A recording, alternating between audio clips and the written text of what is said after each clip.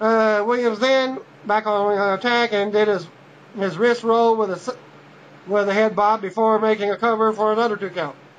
At 7 minutes 10 seconds, Williams sat down on a submission hold before landing a flying knee drop for another near fall.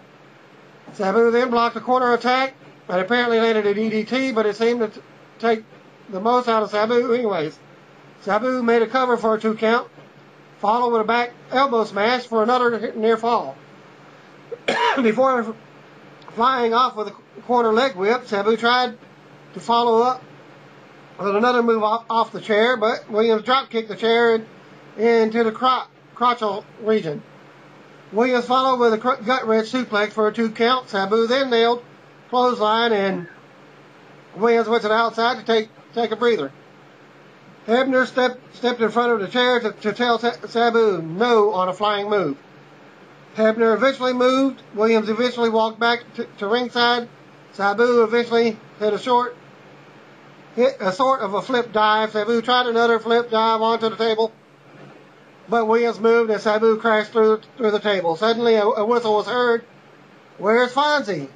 Sabu eventually got up, brushed himself off, and casually rolled back into the ring like nothing happened. Selling never really has been his strong suit.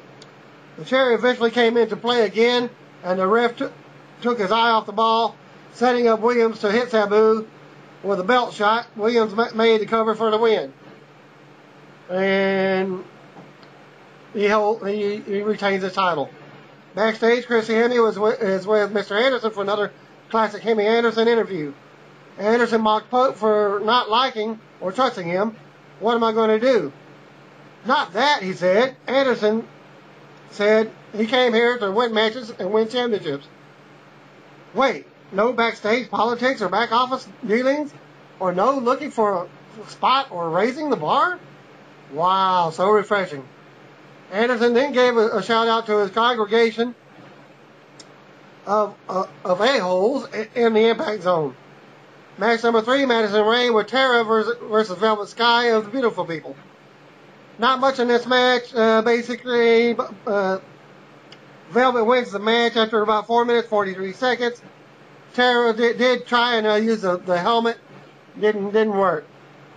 She misses when Angelina Love stops her, and that was basically it. And it says Velvet picked up the win with when they got back in the ring with a snap DDT. They went to the crowd shot for the audience stunned in indifference. Too much confusion with this feud for the audience to even involved with the characters. Backstage, Hemme brought in Jeff Hardy, complete with bright blue and white face paint, similar to the Patriot look.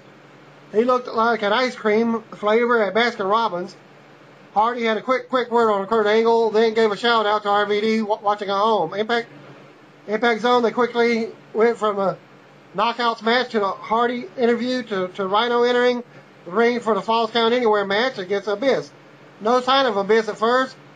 Then he slowly emerged with Janice in hand. Rhino then charged Abyss on the ramp, and the fight was on. Match number 4, Abyss versus Rhino, Falls Count Anywhere. After a minute of ringside brawling, they moved to the backstage area and to the exterior of the soundstage where the VIPers have their catered pre-pay-per-view meal. They walked past the security gate to enter the Universal Studios area. For some reason, the roller coaster wasn't lit up, which could have been a nice visual. They returned to the exterior of the soundstage, and Rhino ate the catering table. Okay. The brawl continued back in the Impact Zone, and they eventually entered the ring after 4 minutes. That was short-lived, as the predictability returned to the outside. Abyss whipped Rhino in the guardrail next to the entrance ramp and made a cover on the floor for a 2 count. Rhino then sent Abyss flying through a gimmicked portion of the stage. It looked like poster board, him and going through it. And they crawled around and then made a circle back out. They did the exact same spot a few years ago on Impact. It was so memorable since Rhino completely no-sold it the next week. Both disappeared under the stage, leading to a shot of Michael Tenay and Taz to try and make sense of what just happened. Rhino then came flying through the other side of the gimmick stage. Abyss emerged after Rhino made a cover for a 2 count. The brawl continued to ringside and returned to the ring.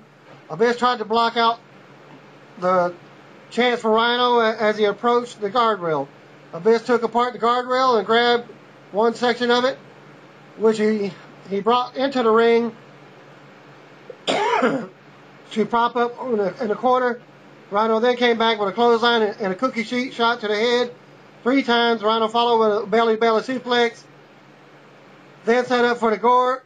He wanted to finish it, but Abyss grabbed him around the throat and chokeslammed Rhino into a trash can for a 2 count. After 10 minutes, this was at the 10-minute mark, Abyss returned to the outside.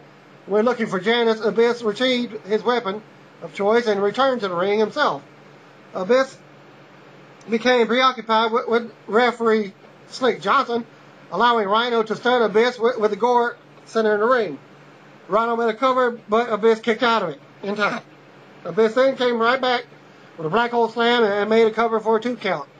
The idea of long-term selling has officially gone out the window in pro wrestling on the last 2 wrestling pay-per-views.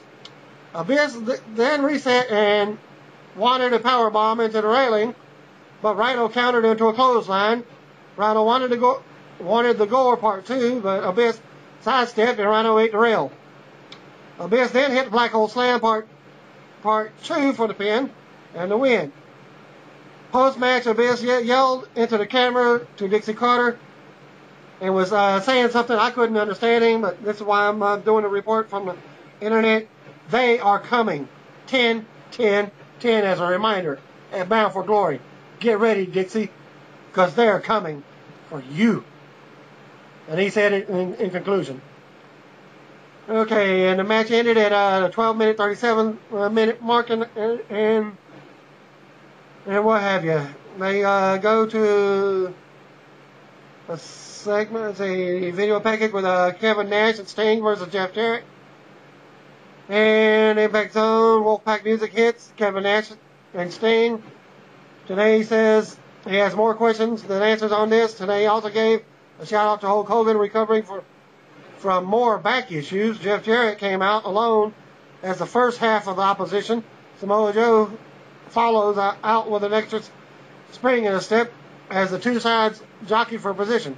Sting stretched the pre-match, teasing the use of a baseball bat as the announcers referenced this being a matchup of former main event Mafia members.